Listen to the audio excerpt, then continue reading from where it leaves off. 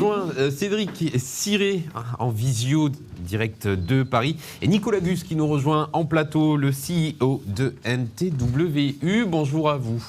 Bonjour. Bonjour, vous m'entendez ? On vous entend très bien, Cédric. Bonjour Cédric. Parfait. Alors Cédric, on va commencer par vous. L'e-sport, c'est plutôt assez méconnu et pourtant, c'est un secteur en pleine expansion qui draine énormément d'argent. Alors, c'est un secteur qui, comme tous les sports, a connu une année 2020 un peu compliquée, mais qui, avant ça, effectivement, avait une traction extrêmement forte. On retrouve dans l'e-sport des chiffres que j'avais pas vus longtemps depuis très longtemps dans Internet. Moi, ça fait une vingtaine d'années que je bosse là-dedans. On a vu des chiffres absolument exponentiels, comme on les a vus avec la naissance des réseaux sociaux, quelque part en 2002-2003. Et effectivement, c'est des chiffres qui aujourd'hui, que ce soit en nombre de visiteurs, en nombre d'abonnés, en nombre de passionnés, voire même en chiffres. Nous, on paye des joueurs e-sport qui gagnent plusieurs millions d'euros par an. Et on a des revenus de sponsoring sur lesquels nos amis de l'USAP ou les Dragons ne cracheraient pas, aussi à plusieurs centaines de milliers d'euros annuellement, qui font que effectivement c'est une économie qui est en train de naître avec des chiffres et des perspectives qui sont très fortes, parce que c'est un endroit où, au-delà de performances sportives de ces joueurs-là qui ont, comme les grands sportifs, à la fois des masseurs, des préparateurs physiques, des préparateurs mentaux, pour qui on assure les mains, les doigts, etc. Ils ont... il y a une capacité à faire trois choses, c'est d'attirer les jeunes, ce que de plus en plus de sports ont du mal à faire, et parce que c'est une activité qui se digitalise très bien, avoir une résonance internationale très forte. Donc le fait qu'on soit très digital maintenant et très international fait que ça attire une économie de nouveaux entrants et de sponsors qui est en très forte croissance. En tout cas qu'il était avant le Covid, parce qu'effectivement l'e-sport comme le sport sont malheureusement extrêmement touchés par ce qu'on est en train de vivre. Nicolas, vous êtes président de NTWU, vous êtes d'accord ? Oui, totalement. Du coup, je pense que l'e-sport a eu des facultés à se réinventer assez rapidement et à s'adapter, puisqu'on avait vraiment un côté très digital, mais ça a été très compliqué, il y a eu beaucoup de choses à faire. Il y a eu ce besoin de le faire exister durant toute cette période, puisqu'il a permis à tout un tas de jeunes finalement de consommer du contenu, de s'amuser, de profiter de tout ce temps de confinement qui était compliqué et que finalement on a pu vivre plus facilement sur un point de vue digital.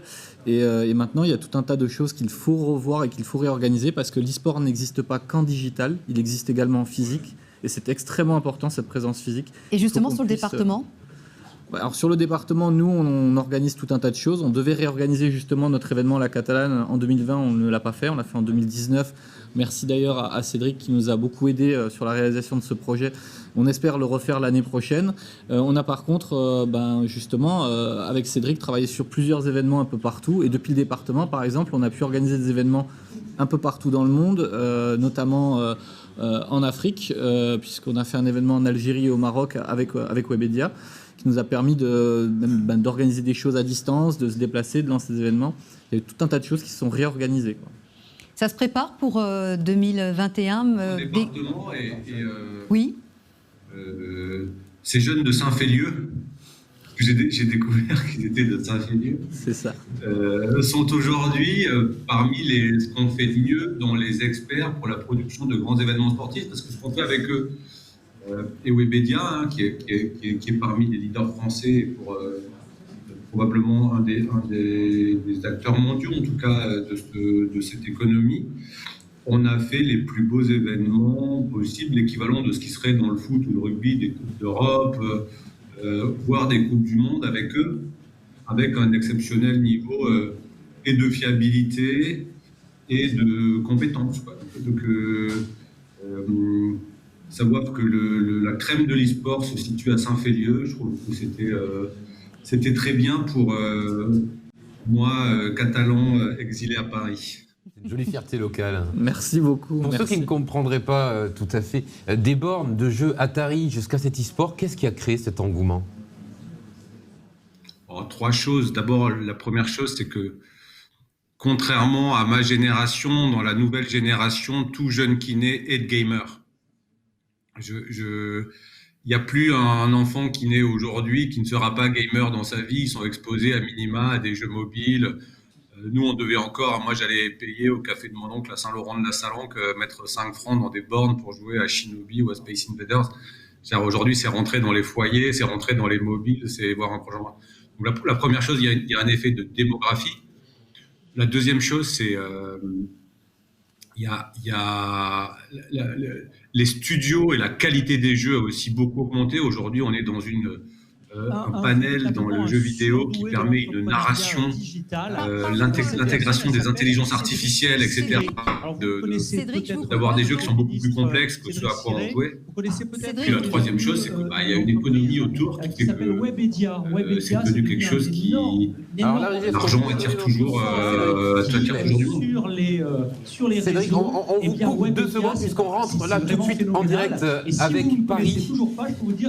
Et Marc Gâteau qui va vous poser quelques questions. J'ai 2 ados et j'ai un plus jeune de 9 ans. Et bien, quand j'ai pu lui parler de la francophonie, il ne tendait pas l'oreille. Mais quand j'ai dit que Cédric Siré, il était grâce au réseau connecté de Perpignan avec nous, évidemment que aussi bien les décideurs digitales que les ados ont dit « Ah, incroyable, cet homme en France est une légende, il est avec nous. » Nicolas, est-ce que vous m'entendez? Vous êtes à Perpignan. Bonjour Nicolas Gus, vous êtes le vice-président de la French Tech Perpignan. J'en profite pour saluer Laurent Gauze, j'en profite pour saluer Emmanuel Stern, les entrepreneurs du digital du territoire. Mais vous avez aussi sur votre territoire un homme du pays, mais qui a fait un sacré bout de chemin depuis, qui s'appelle Cédric Siré. Vous m'entendez? Bonjour Cédric Siré, vous êtes avec nous? Oui, nous on t'entend, Marc. Ah, ben, est-ce que Cédric t'entend? Alors, moi, j'entends pas. Je suis désolé. On va faire toute question. On fera le relais des questions. On fera le relais des questions. D'abord, merci à Perpignan, merci à toute l'équipe qui organise cette magnifique, ces 3 jours du digital à Perpignan, et merci d'avoir su nous mobiliser cet enfant du pays qui est devenu un des leaders mondiaux. Alors d'abord, je ne sais pas si la présentation de Webedia a déjà été faite. On vous attendait. Si la de Webedia a déjà été faite pour ne pas vous perturber dans votre propre planning. La question est simple, c'est qu'on est tous admiratifs de l'extraordinaire aventure de Webedia et de ses youtubeurs. Est-ce que la francophonie, pour Cédric Siré, a joué un rôle? Est-ce que pour lui, la francophonie du digital, ça doit être un combat dans un monde où les plaques linguistiques qui sont globalement pas ni l'anglais ni le chinois ont souvent un complexe? Donc, 1, est-ce qu'il y a un complexe francophone? 2, ce complexe, est-ce qu'on doit l'avoir longtemps? Et quand on voit la réussite de Webedia, bon sang, quelles sont les clés pour réussir dans la francophonie?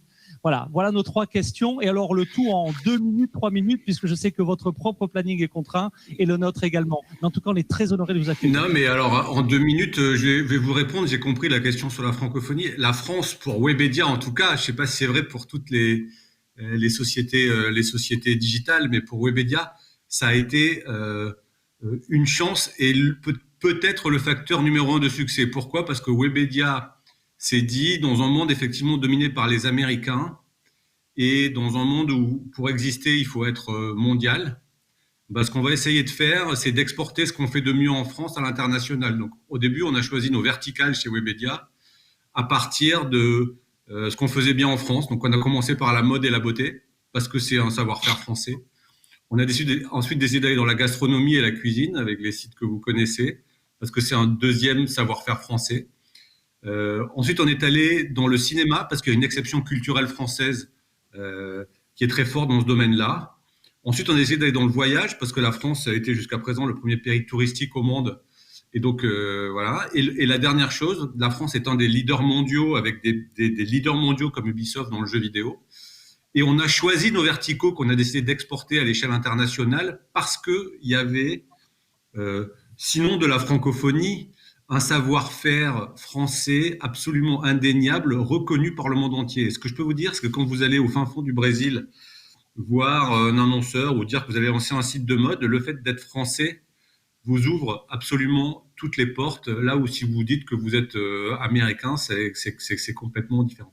Alors, c'est pas vrai dans tous les métiers, mais pour nous, Webedia, on a fait du business model France un de nos facteurs clés de succès, et je le dis, c'est peut-être le facteur clé de succès numéro 1 de la boîte aujourd'hui. Je ne sais pas si ça répond à votre question, et donc pas de complexe à avoir. Il y a un certain nombre de choses qu'on fait très bien, et soyons-en fiers et choisissons de jouer sur nos forces. Nous, c'est ce qu'on a choisi de faire.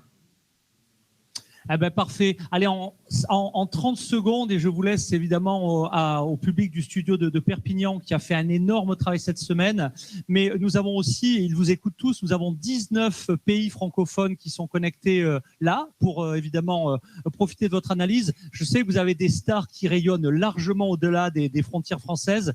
Et Cédric Siré, qu'est-ce que vous leur adressez comme message en 30 secondes à ces publics francophones, à ces pays? Je prends un mot aussi peut-être sur l'Amérique francophone. Le ministre Kerr, en charge de la transition numérique au Québec, vous écoute, et également les pays africains. Si vous deviez à la fois leur donner un message d'encouragement et puis aussi leur lancer un appel, quel serait cet appel, Cédric Siré? Bon, d'abord, dire à nos amis québécois que c'est pas ce que j'ai découvert à Montréal pendant ma coop chez Pernod Ricard. Le digital et notamment les studios de jeux à Montréal, que quand je suis rentré, j'ai lancé Webedia. Donc c'était un peu grâce au Québec que Webedia est là aujourd'hui. Donc là, je dirais merci. Et la deuxième chose, c'est qu'aujourd'hui, dans le développement de Webedia, j'allais dire, sinon le seul, mais l'unique, mais celui où on croit le plus, tout le développement de Webedia aujourd'hui va passer par l'Afrique, sur lequel on vient d'installer notre dernière filiale qu'on a déployée en commençant par le Maroc, puis en Algérie, puis en Tunisie, sur lequel on est en train d'aller en Égypte. On est aussi implanté à Dubaï et au Liban. On est en train de regarder des choses en Arabie saoudite.